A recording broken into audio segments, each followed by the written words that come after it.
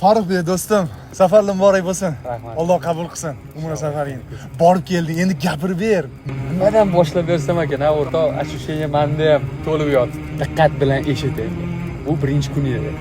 Buni qarang. Qo'limdagi bilet Madina shahriga edi. Biz birinchi bo'lib Madinaga tushdik. Payg'ambarimiz sollallohu alayhi vasallam masjidlariga borayotganimizda xufton namozi boshlangan edi. الصراط المستقيم صراط الذين أنعمت عليهم Masjidning faqat tashqi tarafi go'zalmi desam, ichkarisi undan ham go'zal ekan. Ana undan keyin payg'ambarimiz sollallohu alayhi vasallam hamda Abu Bakr roziyallohu anhu hamda Umar roziyallohu anhularga salom bergani kirdik. Madinadan Makkaga borishimiz kerak. Masofa yaqin emas. Makka bilan Madinaning o'rtasidamiz.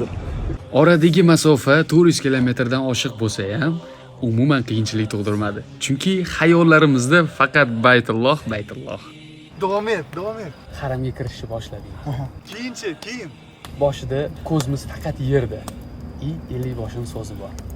Yuzinglarni ko'taringlar va Ka'baga qaranglar. Boshimni sekin ko'tarar ekanman. Baytullohni ko'rib butkul tamom bo'ldim. Ko'z yoshdan boshqasiga yaramadim. Qarab tikilib qolar ekansan kishi. Bu narsani senga aytib beryapman, lekin bormasdan turib umuman his qila olmaysan buni. Ta'riflashga til ojiz. Mashalloh, muhabbatim yana ziyoda bo'ldi. Et berganing sari borgim kelib ketdi va niyat qildim, albatta men ham boraman. Mashalloh. Bormagan kishi bir borsam deydi, borgan kishi esa 1000 borsam deydi.